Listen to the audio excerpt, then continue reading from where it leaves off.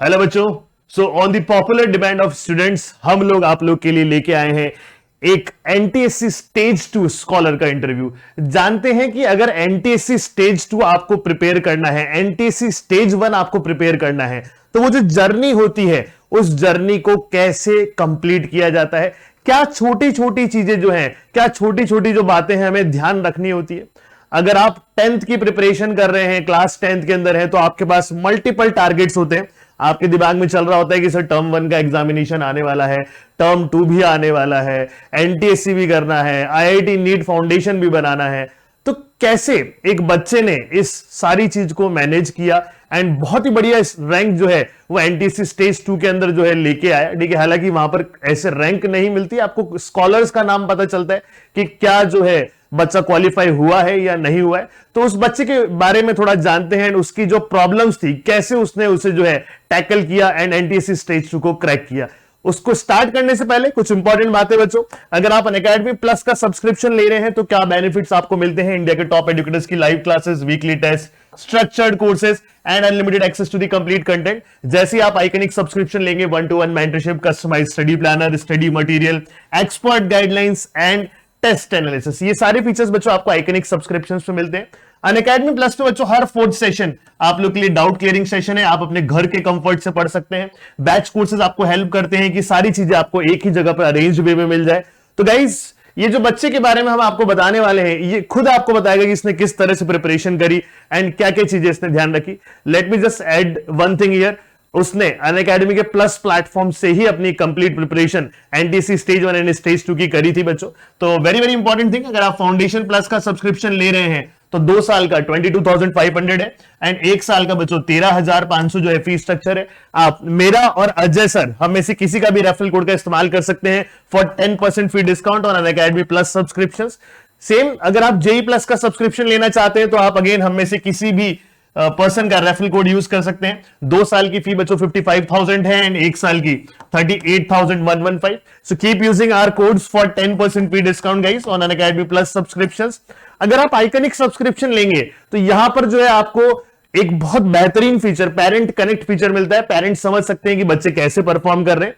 तो आप फाउंडेशन जैसे ही प्लस के साथ साथ आइकनिक लेते हैं तो आइकनिक का जो फीस स्ट्रक्चर है 2 साल का 43,000 एंड 1 साल का बच्चों 25,000 हो जाता है। सिमिलरली आप जेई प्लस पे भी जो है आइकनिक सब्सक्रिप्शंस ले सकते हैं। जेई प्लस पे अगेन यहां पर आपका 10% फी रिड्यूस हो जाएगा हमारे रेफरल कोड को यूज करने से। तो चलिए डायरेक्ट चलते हैं एंड इस बच्चे के बारे में चीजें समझते हैं कि कैसे इसने एनटीएससी स्टेज 1 एंड स्टेज 2 की जर्नी अपनी कंप्लीट करी अनअकैडमी के प्लस प्लेटफॉर्म पे। So let's start guys. So hi Suryashant, welcome to this session. कैसा लग रहा है एनटीएससी स्टेज 2 स्कॉलर बनके? जी सर, बहुत अच्छा लग रहा है एमपीएस स्टेज 2 स्कॉलर बन के। तो मतलब अच्छा ही था, जर्नी को एंजॉय किया।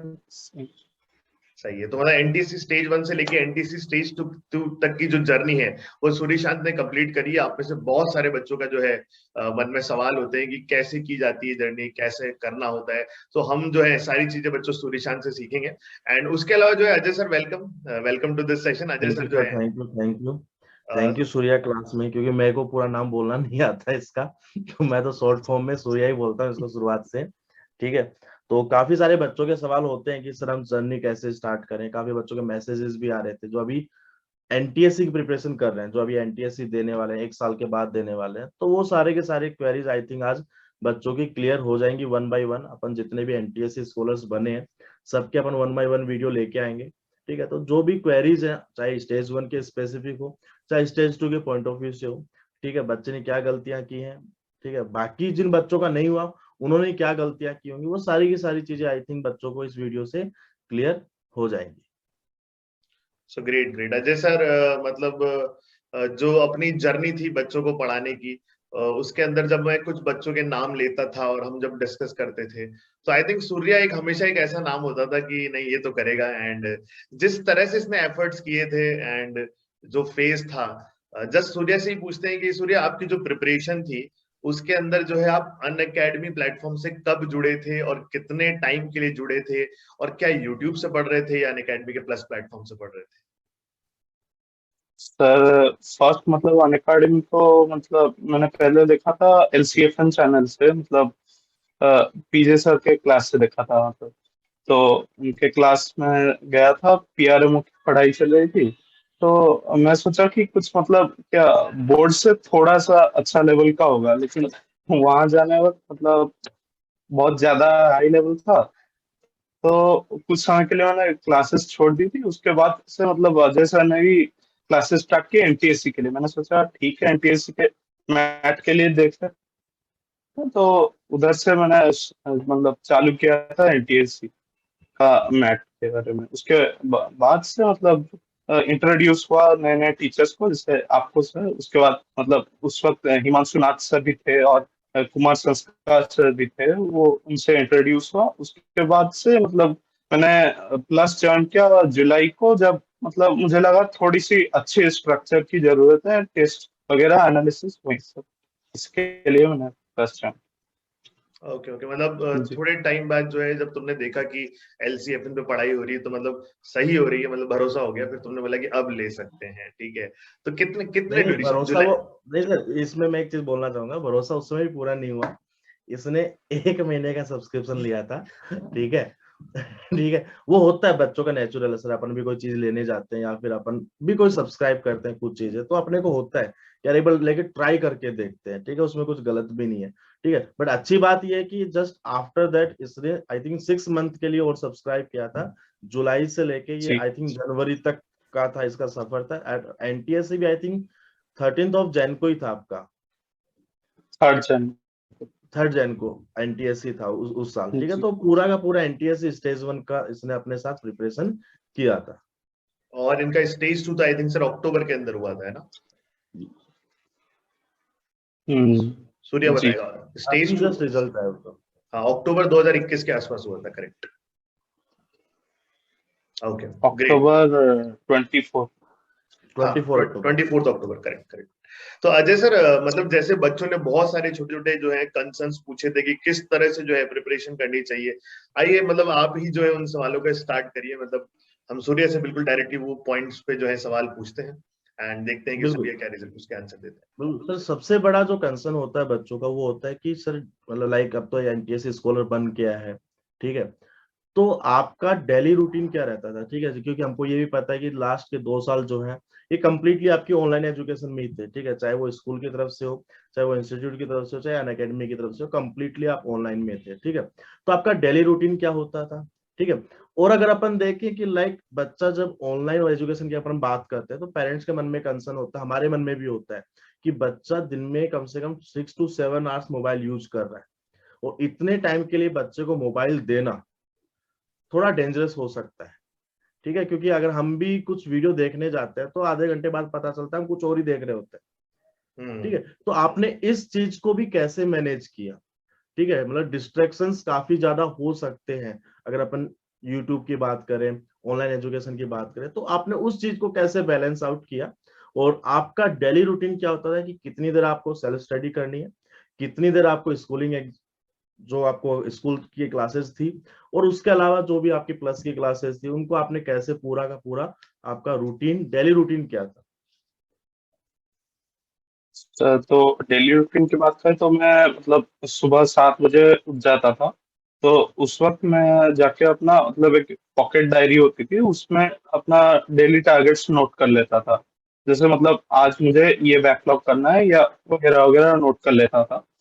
तो उसको मतलब उसके साइड में एक चेक बॉक्स लगा लेता था।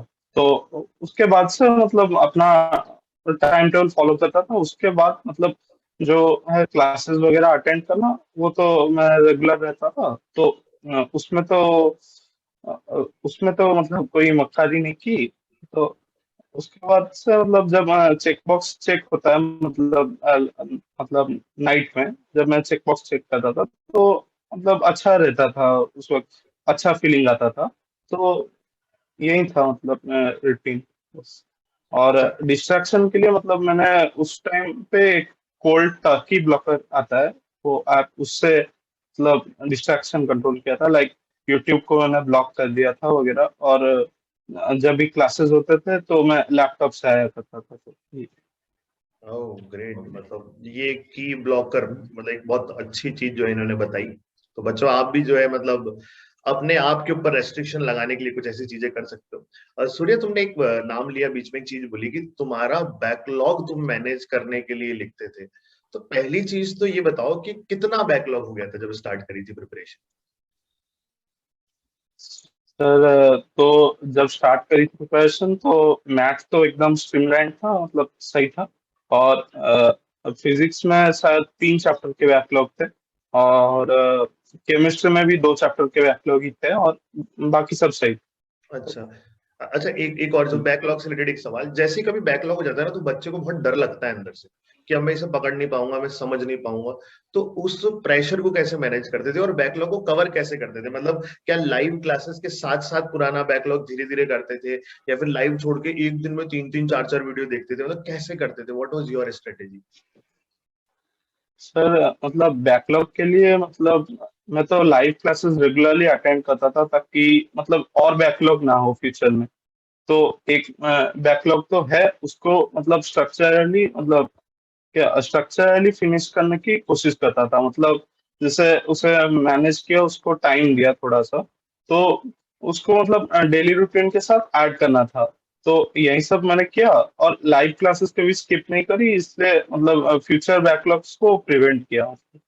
ओके, ठीक ग्रेट है। ग्रेट। इसमें एक चीज ये होगी कि मैं मतलब एक चीज क्लियर कर दूं कि बच्चों का जो बैकलॉग का जो समस्या है ना, तो बच्चे क्या सोचते हैं कि पहले हम बैकलॉग कंप्लीट कर लेते हैं, बैकलॉग कंप्लीट करने जाते हैं। जैसे अपन एक तो लाइव लेक्चर ले रहे हैं कि वीक में आपके 3 लेक्चर आएंगे, क्योंकि 3 दिन आपको होमवर्क करना है या प्रैक्टिस करनी है। बट बच्चे क्या करते हैं, सिर्फ लेक्चर लेक्चर देखते हैं। ठीक है, तो हाँ मैं एक सिंपल सी चीज पूछूंगा। जैसे आपने बताया आपने जुलाई में ज्वाइन किया था, और हमारा जो बैच था वो आई थिंक अप्रैल से स्टार्ट हो गया था सर अपना। हाँ सर। ठीक है, तो अप्रैल मई जून तक का आपका बैकलॉग ऑलमोस्ट था।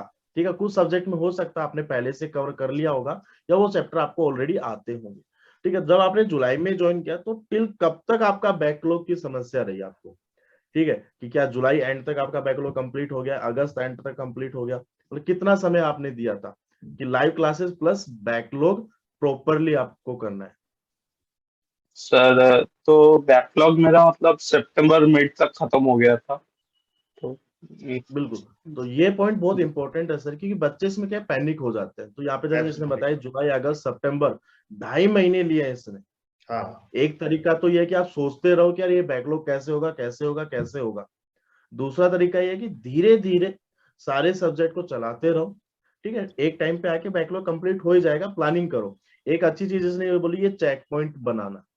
ठीक है, अगर आप डेली बेसिस पे टारगेट रखोगे और रात को सोने से पहले चेक करोगे कि आपने कितना अपने आप को टारगेट दिया था, कितना आपने अचीव किया था, तो आई थिंक डिस्ट्रैक्शंस तो फिर होंगे ही नहीं। ठीक है ना, करेक्ट वही सर। टेंशन दिमाग में घूमती रहेगी, यार ये मैंने टारगेट दिया था, ये मेरा हो नहीं पाया। सर इसमें बहुत इंपॉर्टेंट बात यह है कि इसमें जो मैं कहूंगा कि सूर्या का जो चीज मुझे समझ में आई, एक तो ये प्लानिंग अच्छी तरह से करता है, और एक मेंटली टफ होना भी बहुत जरूरी है। ठीक है, होता क्या है, बच्चा ऐसे सोच लेता है कि ये तो होगा ही नहीं मुझसे। ठीक है, क्योंकि 2.5 महीने तक बैकलॉग को मैनेज करके धीरे धीरे कंप्लीट करना without missing the live classes, इसका मतलब मेंटल टफनेस रिक्वायर्ड होती है।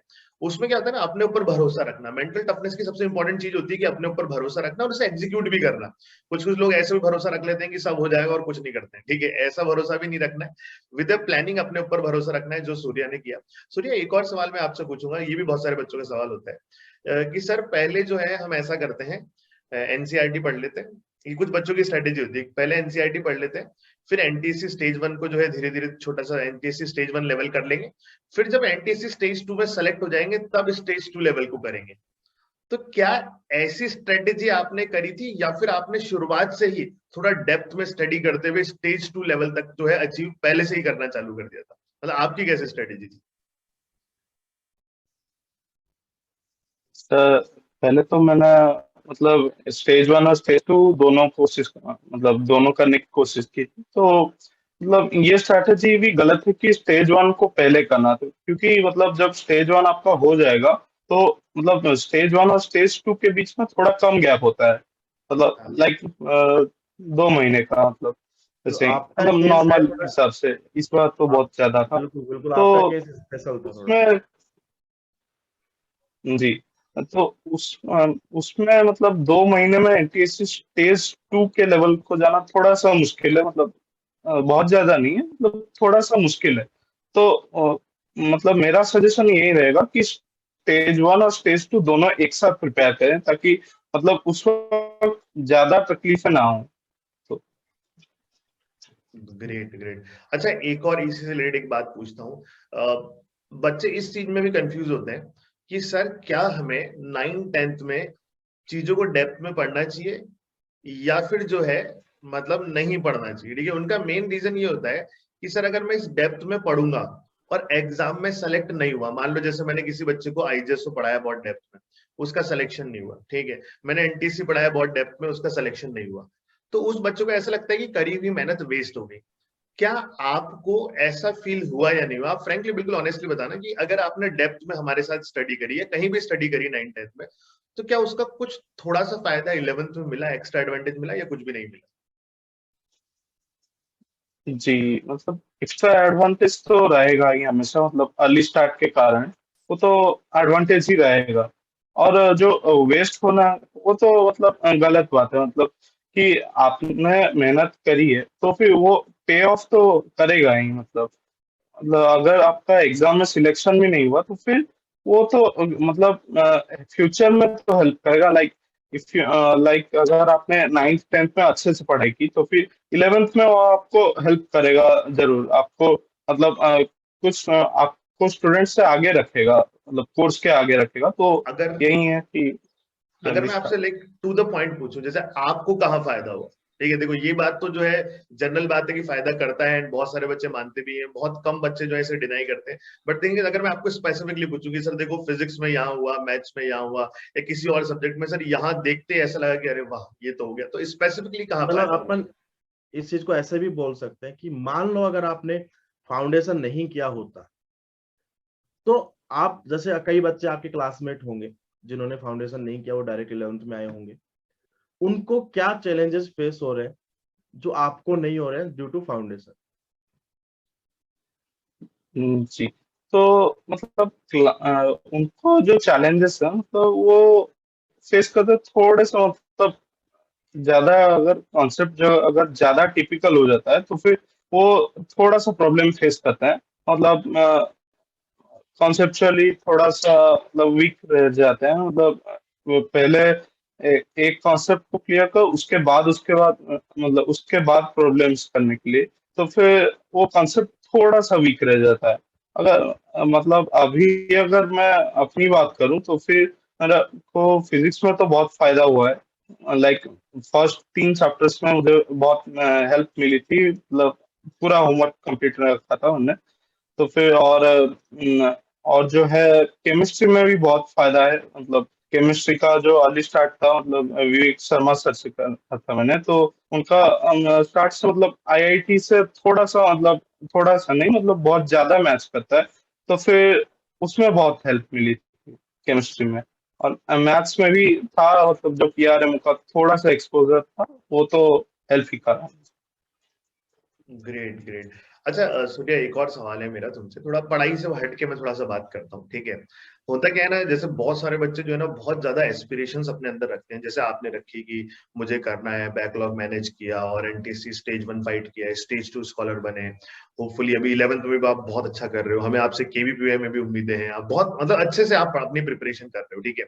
अब ऐसी स्थिति में क्या होता है ना, कभी कभार बच्चा जो है एकदम से पढ़ाई में इतना इंटरेस्ट जाग जाता है कि वो सारी फिजिकल एक्टिविटीज छोड़ देता है, ठीक है? तो अब कुछ पेरेंट्स का कंसर्न भी हमारे पास इस तरह से आता है कि सर पढ़ाई में तो बच्चा अच्छा चल रहा है बिल्कुल, बट ये हेल्थ पे बिल्कुल ध्यान नहीं दे रहा। मैं आपसे पूछना चाहूंगा कि आप क्या करते थे, मतलब क्या आप भी हेल्थ पे ध्यान देना छोड़ चुके थे, या फिर आप कुछ ना कुछ करते थे जिससे कि मतलब एक होता है ना फील गुड लगता है, जैसे कोई बच्चे बोलते हैं कि सर आधा घंटा फुटबॉल खेल लिया, कोई थोड़ा सा साइकिलिंग कर लिया, कुछ घर के बाहर बैडमिंटन खेल लिया, तो वट एवर, मतलब आप क्या करते थे जिससे आपको वो, या फिर नहीं करते थे? जो भी करते थे ऑनेस्टली बच्चों को हम समझाएंगे कि कैसे किया सूर्या ने, बताइए। सर जैसे मैंने बात करा था जो मतलब पॉकेट डायरी की, उसमें भी मतलब मैं स्लॉट रखता था, मतलब क्या वो 30 मिनट के लिए, मतलब साइकिलिंग के लिए। तो वो भी रखता था। तो वो जब मतलब टाइम होता था तब मैं जाता था साइकिलिंग के लिए, और मतलब मैं कोई स्पोर्ट्स भी खेल रहा था और बीच। अच्छा, मतलब you are an active participant in that. एक और सवाल मैं पूछना चाहूंगा बच्चों की तरफ से ही है कि होता क्या है ना, जैसे आपने अपने 10th बोर्ड के एग्जामिनेशन दे दिए एंड आपका एनटीएससी स्टेज 1 का रिजल्ट आ गया। अब क्या होता है, आप 11th की फुल फ्लेजेड तैयारी में लग जाते हो, ठीक है। जिन बच्चों ने अर्ली स्टार्ट किया होता है उनको थोड़ा सा एडवांटेज होता है, बट मान लो अगर आप प्रिपरेशन कर रहे हो तो आपको पता है फिजिक्स केमिस्ट्री मैथमेटिक्स जब पढ़ने बैठते हैं, नए नए मॉड्यूल्स मिलते हैं, जेई लेवल का कंटेंट मिलता है, बड़ा मजा आता है पढ़ाई करने में, ठीक है। तो इतना मजे मजे के अंदर जो है हम ऑब्वियसली सोशल साइंस तो भूलने ही लग जाते होंगे, ठीक है। तो वो एंड टाइम पर सोशल साइंस को कैसे मैनेज किया, बिकॉज द थिंग इज कि सोशल साइंस जो होता है एक तरह से 40 नंबर का पेपर आ रहा है, डिसाइडिंग फैक्टर हो जाता है। तो कैसे, मतलब बहुत सारे बच्चे तो इसी सोच से डर जाते हैं कि मतलब अभी क्या होगा ही नहीं हमसे, तो सोशल साइंस तो भूल गए। बिल्कुल। आपने कैसे मैनेज मतलब किया सोशल साइंस? इसमें मैं एक चीज ऐड करना चाहूंगा। कल रात को मेरी एक बच्चे से बात हुई थी सर, उसके IOQGS के अंदर अभी I think more than 75 marks आ रहे हैं। अरे वाह सर। ठीक है। अब वो ये बोल रहा है कि सर मुझे NTSC नहीं करना। वो बोल रहा है कि सर मेरा मतलब दिल्ली में JSTSC होता है और उसमें उसका पैटर्न है ना NTSC जैसा ही है। हाँ, हाँ। मेंटल एबिलिटी में बोल रहा है कि सर मेरे 98 आउट ऑफ 100 आए हैं। सेट के अंदर मेरे 77 है क्योंकि मैंने सोशल साइंस नहीं पढ़ी है, बट मैं अब NTSC नहीं करूंगा। तो ये मैंने अथर पूछा भी तेरा है, टारगेट क्या? अथर भी लग रहा है मुझे तो। अथर बिल्कुल। तो मैंने पूछा तेरा, मैं नाम नहीं लेना चाह रहा था, बोला तेरा टारगेट क्या है? बोला कि सर टारगेट मेरा है NSCP करना। बोला बेटा एक एग्जाम टारगेट कर रहा है? बोला हाँ। बोला NTSC कर लेना सर, सोशल साइंस ही तो करना है। आपने IOQGS किया है, आपका साइंस तैयार है, मैथ्स आपका तैयार है, ठीक है, मेंटल एबिलिटी आप इतना अच्छा बता रहे हो, सोशल साइंस ही तो करना है। क्योंकि ऐसे बहुत सारे बच्चे हैं जो सिर्फ और सिर्फ सोशल साइंस एंड बायोलॉजी की वजह से NTSC को इतना सीरियसली नहीं लेते हैं। वो सोच रहे हैं कि ये हमारे बस की बात नहीं है, ठीक है। और स्पेशली चैलेंज तब बढ़ जाता है जब आपको पता चले कि स्टेट बोर्ड का सोशल अलग है। जैसे आप उड़ीसा से हैं शायद, ठीक है, तो वहां पे सिलेबस शायद अलग होगा। हेलो, सूर्य की आवाज आना आवाज बंद हो गई। अब आ गई, अब आ गई, बोलिए।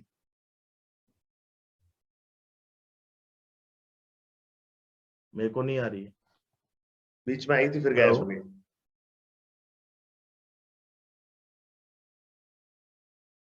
हेलो।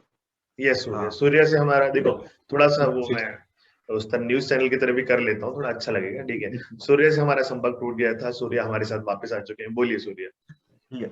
हाँ, तो पहला तो ये था कि तुम्हारा सोशल जी साइंस सर, उसके वो बाद स्टेट बोर्ड का अलग है ना, या NCERT से, या सेम है?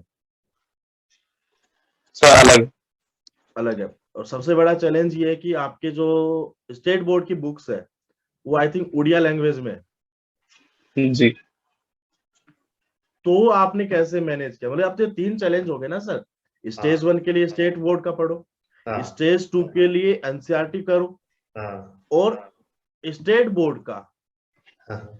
उड़िया से इंग्लिश या हिंदी जो भी ट्रांसलेशन आपको करना है वो भी करो। क्योंकि उड़ीसा वाले बच्चों का बड़ा मेरे मतलब आता है, मैंने बहुत कोशिश भी की है कि उनका इंग्लिश में कंटेंट अगर कहीं मिल जाए, क्योंकि वो बच्चे बोल रहे हैं कि सर कंप्लीटली उड़िया लैंग्वेज में। तो सर आप उड़िया सीख आपने के कर सकते हो ना कन्वर्ट?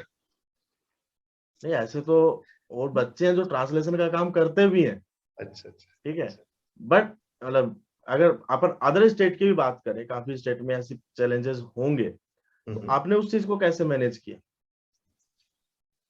जी सर। तो मतलब उड़िया लैंग्वेज के लिए मतलब मुझे ज्यादा दिक्कत नहीं थी क्योंकि मेरा मदर टंग ही उड़िया है।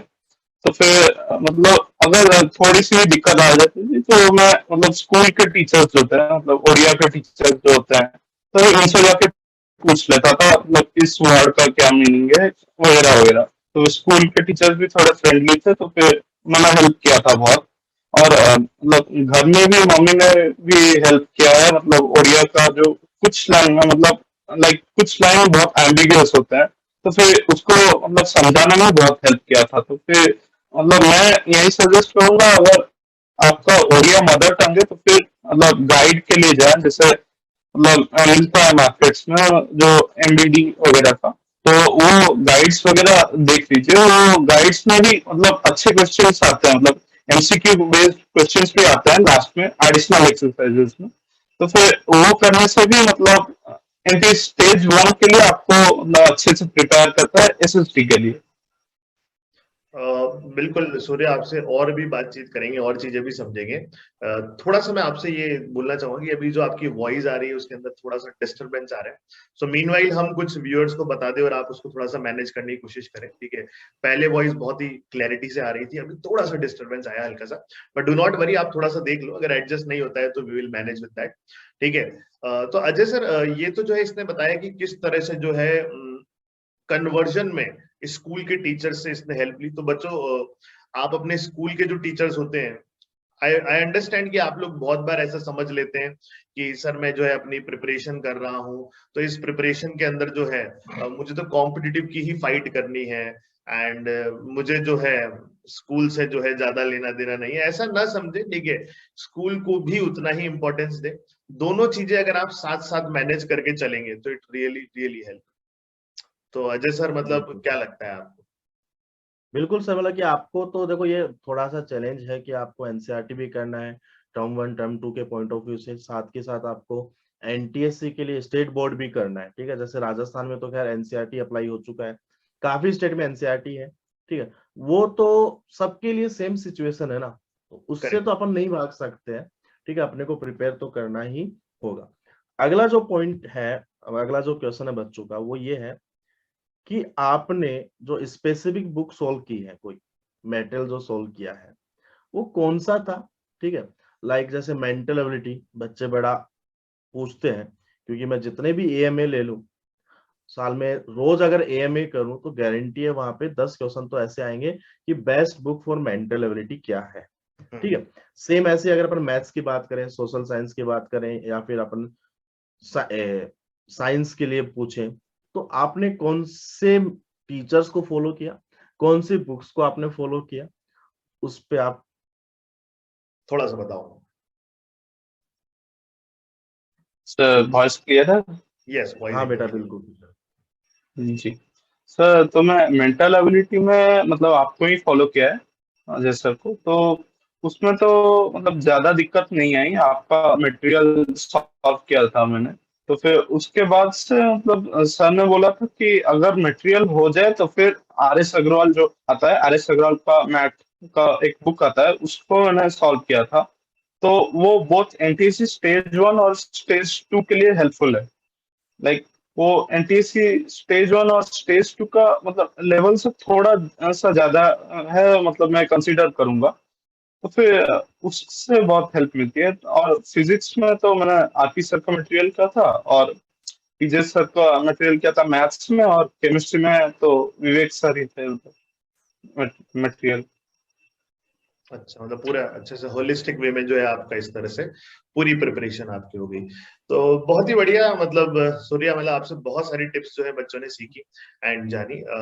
अगर मतलब हम जो हमारे नए जो बच्चे हैं जो प्रिपरेशन कर रहे हैं, उन्हें कुछ इंपॉर्टेंट बातें बताना चाहें, ठीक है, एंड अगर मैं वन लाइनर आपसे कुछ सवाल पूछूं तो मतलब आप जो है बताइएगा कि किस तरह से बच्चे कर सकते हैं। पहली चीज कि आप लोग जब अपनी प्रिपरेशन कर रहे हैं तो नोट्स जो हैं कैसे बनाएं, मतलब बनाने चाहिए, नहीं बनाने चाहिए, या फिर क्या करना चाहिए स्पेशली नोट्स के लिए? सोशल साइंस हाँ। के, स्पेशली सोशल साइंस के नोट्स किस तरीके से आपने बनाए, या बुक्स में हाईलाइट किया या अलग से लिखा, क्या प्रोसेस था आपका? जी, तो फिर एसएसटी के लिए मतलब जो इम्पोर्टेंट डेट्स वगैरह या मतलब नेम्स या कुछ मतलब जैसे कि कुछ एक इवेंट हुआ हो, तो फिर उससे मैं मतलब एक नोटबुक होता था, उसमें मैं लिख लेता था। तो डेट्स के लिए अलग नोटबुक बना, डेट्स और पर्सन्स के लिए, और इवेंट्स के लिए मैं मतलब बुक्स में हाईलाइट कर देता था।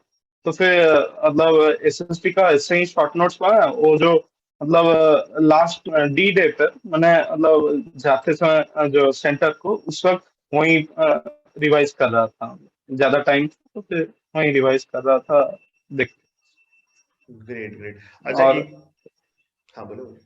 और फिजिक्स के लिए मतलब नोट्स बनाना जरूरी है, मतलब रनिंग नोट्स बनाना चाहिए, मतलब फिजिक्स केमिस्ट्री मैथ्स में रनिंग नोट्स ही सही है, क्योंकि मतलब क्लास में आप जो समझते हो वही आप लिखते हो, तो फिर वो मतलब कोऑर्डिनेटेड रहता है अच्छे से। तो ग्रेट ग्रेट ग्रेट। तो ये जो है कुछ इंपॉर्टेंट बातें जो है हमने जो है सूर्य से सुनी, एंड आई होप आप लोग को जो है क्लैरिटी मिली होगी बच्चों। अगर आपको स्टिल किसी चीजों में डाउट है तो आप हमारे वीडियो के नीचे कमेंट कर सकते हो, एंड वी विल ट्राई कि हम आपकी जो है प्रॉब्लम्स बिल्कुल सॉर्ट करें।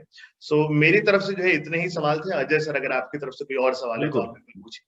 बिल्कुल, मैं एक लास्ट सवाल पूछूंगा कि अपन कोई भी काम करते हैं, कोई भी प्रोसेस है, ठीक है, कोई भी वर्क करते हैं, ठीक है, इंसान में गलतियां होती हैं, ठीक है, तो जो मिस्टेक्स आपने की, ठीक है, ऑब्वियस सी बात है, कुछ ना कुछ प्रोसेस या कोई टाइम टेबल ऐसा बनाया होगा आपने, कुछ तरीका होगा आपने, ठीक है, आपको लगा यार ये वर्क नहीं कर रहा है, ठीक है, तो ऐसी कुछ चीजें जो आप बच्चों को रिकमेंड करना चाहो कि आज के टाइम पे ये भी इम्पोर्टेंट है कि क्या करना चाहिए और क्या नहीं करना चाहिए, हम्म। ठीक है, तो ये भी इम्पोर्टेंट है। तो आपके तरफ से कोई ऐसी चीजें जो आप रिकमेंड करोगे बच्चों को कि यार प्लीज ऐसा तो बिल्कुल भी मत करना, ठीक है, ये आपकी स्टडी को हैम्पर ही करेगा, ऐसी कोई पॉइंट्स अगर हो। मैं इसमें एक और थोड़ा सा चीज ऐड कर देता हूँ। जो अजय सर ने बोला वही सवाल है पूरा का पूरा, एक छोटा सा एडिशन और। बहुत बार ऐसा होता है डिमोटिवेट भी हो जाते हैं, ठीक है, तो कैसे अपने आप को मैनेज करते हैं, ठीक है, और बच्चों को क्या क्या गलतियां नहीं करनी चाहिए, ये सब बताइए। जी, तो फिर उसमें मतलब सर वो जो डीमोटिवेशन की बात करी, मतलब उस वक्त मतलब आप अपने आप को एक्नॉलेज करना होता है कि मैं डीमोटिवेटेड हूँ। ठीक है, तो मतलब किसके लिए डिमोटिवेटेड हूँ उसका रीजन आपको ढूंढना होता है, लाइक मतलब रिलेटिव्स के तानों के कारण, या पेरेंट्स के मतलब थोड़ा सा बोर्ड्स का मतलब कंसंट्रेट करने के कारण, या मतलब वैसे स्कूल एग्जाम्स के कारण, या बैकलॉग वगैरह वगैरह के कारण किसके लिए आप डिमोटिवेटेड है उसके लिए एक्नॉलेज करें। तो फिर डिमोटिवेटेड मतलब जब होते हैं तो फिर लाइक बर्नआउट सा फील होता है कि मतलब कुछ करने का मन ही नहीं होता है। तो उसको मतलब एक दिन आप अपना दीजिए कि मतलब आज अपने साथ ही बिताइए। तो फिर खुद मतलब अपना मतलब खुद को एनालाइज करिए कि क्या आप गलती कर रहे हैं, क्या उससे कैसे सुधार सकते हैं। तो फिर उसको एनालिसिस करके फिर मतलब अगले दिन से आपको अच्छे से मतलब जान लगा के पूरा मतलब आपका जो एनालिसिस है उसके बेसिस के ऊपर आपको मतलब अपना परफॉर्मेंस देना चाहिए। तो यही था डिमोटिवेटेड। ग्रेट यार, मतलब बहुत ही बिल्कुल, मैच्योर्ड आंसर था। एंड एक और चीज जो अजय सर ने पूछी थी, क्या क्या गलतियां नहीं करनी चाहिए, वो भी बता दो। और ऐसी कोई बात हुई हो, मतलब ऐसा जरूरी नहीं है कि आपने गलती की ही हो, हाँ। ठीक है ना, मतलब ऐसा कुछ अगर आपको पॉइंट हो या फिर अपने फ्रेंड्स को आपने देखा है, ठीक है ना, इतनी लंबी जर्नी आपकी रही है अपने फ्रेंड्स के साथ, ठीक है, किसी ने आपसे शेयर किया यार ये तो मैं इतने टाइम से तो ये कर रहा था बेवकूफी, ठीक है, अगर ऐसा कोई इनपुट हो बच्चों के लिए। जी, तो फिर मैं मतलब क्या करना चाहिए, मैं यही बोलूंगा कि मेंटर के अपने मतलब अपने का मेंटर को एक फिक्स करें कि ये मेरे मेंटर है और यही मेरे सिलेक्शन कराएंगे। तो फिर उनको फिक्स करें और उनकी सारी बातें फॉलो करें। मतलब सपोज वो बोलते हैं कि अपना मटेरियल सही से सॉल्व करो या वगैरह वगैरह उस सब बोलते हैं, तो फिर उसको सारा चीजें करना चाहिए। और जो नहीं करना चाहिए वो है मतलब जब आप अनअकैडमी मतलब क्लास ज्वाइन कर लेते हो तो फिर वहाँ पे मतलब टीचर्स का वाइड रेंज होता है ऑप्शंस का। तो फिर आप कहीं भी मतलब सिलेक्ट कर सकते हो। तो फिर बार बार टीचर चेंज करने से आपको आपको ही इंस्टेबिलिटी होता है। तो फिर एक ही टीचर से पढ़ें तो फिर वो ही सही रहेगा। एक ही टीचर से मतलब एक ही टीचर्स का मटेरियल करें और उनका डाउट सॉल्विंग सेशंस अटेंड करें, वही सही रहेगा। और बार बार टीचर चेंज करने से आपको ही अनस्टेबिलिटी होगा और जिससे आपका ही हैम्पर होगा।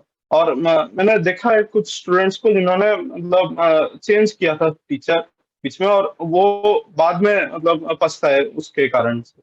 तो फिर ये नहीं करना चाहिए। और बस। तो जो सूर्या ने बात बताई, मैं उससे एक रिलेटेड बात बताया, तो जब भी बच्चा अनअकैडमी प्लस पे आता है तो मैं कहता हूँ कि यार आपका ये जो 10 दिन का टाइम है शुरुआत का, या 12 दिन का है, 15 दिन का टाइम है, ये ऐसा टाइम है कि आप घूम घूम के सब टीचर्स की क्लासेस अटेंड कर लो, ठीक है।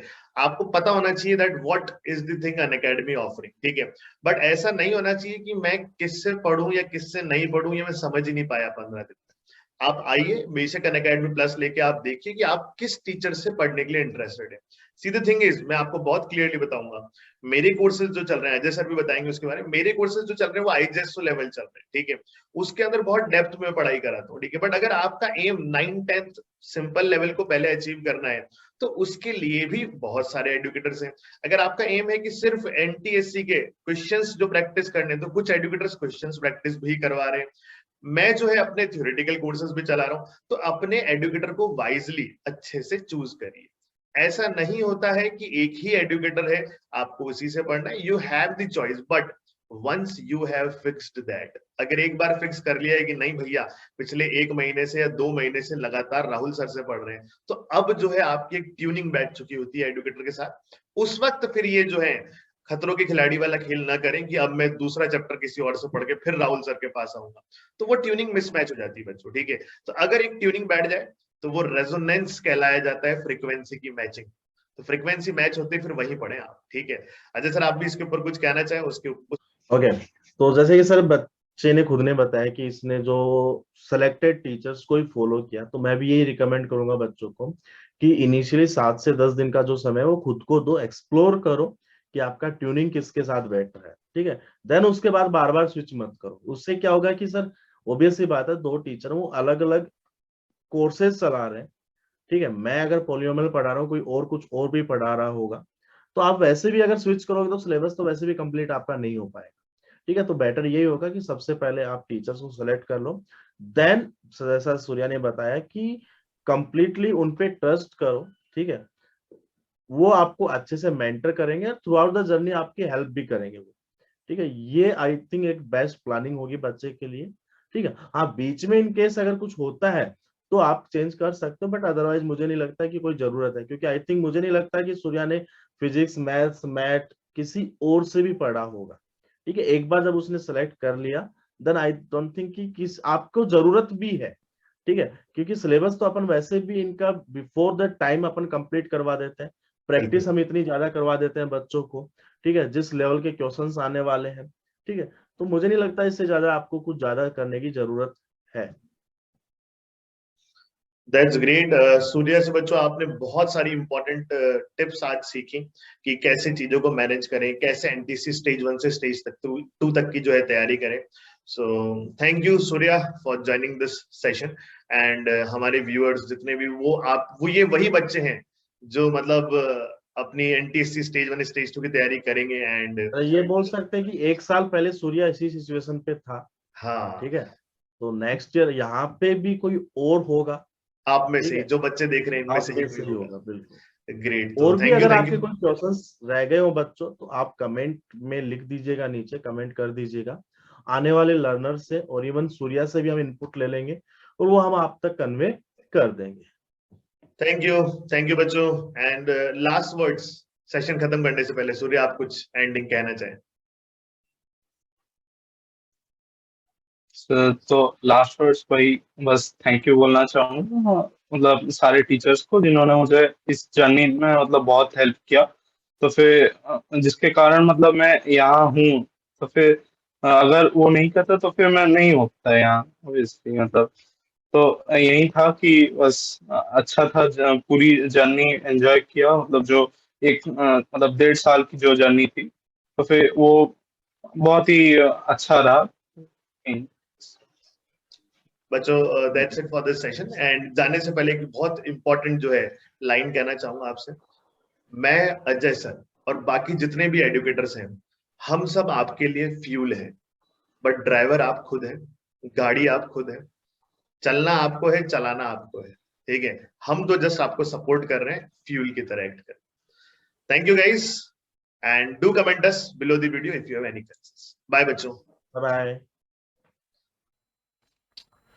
सो that's it about this session guys. I hope आपको जो है सूर्यशांत बिस्वाल की जो जर्नी थी एनटीएससी स्टेज 1 एंड स्टेज 2 की, बहुत सारी चीजें आपको सूर्यशांत से जो है सीखने को मिली होगी। हम लोग इसे प्यार से सूर्या हमेशा बुलाते हैं, ठीक है। So if you find any inappropriate content in our this Unacademy's YouTube video, तो आप गूगल फॉर्म में जो है एक डिस्क्रिप्शन फॉर्म दे रखा है, उसके जरिए रिपोर्ट कर सकते हैं। If you are the first one to report it successfully, तो आपको बच्चों यहां पर एक्साइटिंग प्राइजेस मिलते हैं। देन अदर देन दिस, आप हमारी अनअकैडमी की फ्री स्पेशल क्लासेस जो है डेफिनेटली ज्वाइन करते रहे। मैं जनरली जो है आपकी रात को 9 PM पे स्पेशल क्लासेस लेता हूं, ठीक है। आप हमारे टेलीग्राम चैनल्स को भी ज्वाइन कर सकते हैं। मैं आपको अपना टेलीग्राम चैनल बता देता हूं, t.me/RA-Lives। तो t.me/RA-Lives ये मेरा टेलीग्राम चैनल है। So for more updates of the courses and the classes of YouTube, Unacademy Plus, special classes, join this Telegram channel. Special classes में बच्चों आपको live real-time interactions using chat and emojis, ask questions using the question tab, then live poll options for the quizzes, poll leaderboard to compete with your friends. ये सारी की सारी चीजें बच्चों आपको यहाँ पर मिल जाती है। And last but not the least, subscribe and bell icon जरूर हिट करना गाइस। तो हमारा जो चैनल है let's crack foundation in NTSC, इसे सब्सक्राइब कर लो, बेल आइकन हिट कर लो। इसके अलावा यार ऐसे जरूर जो है ऐसे बच्चों को मोटिवेट करने के लिए एंड हम लोग को भी मोटिवेट करने के लिए लाइक एंड शेयर वाला बटन जरूर दबाना guys. And keep using our referral codes for all the Unacademy plus subscriptions. ऐसा करने से बच्चों आपका 10% फी रिड्यूस हो जाएगा। Thank you guys. And also do comment below the video, अगर आप चाहते हैं कि हम ऐसे ही कोई और अच्छे सेशंस आप लोग के लिए लेके आते रहे, तो हमें वीडियो के नीचे बच्चों कमेंट करके जरूर बताना। Thank you guys, bye bye.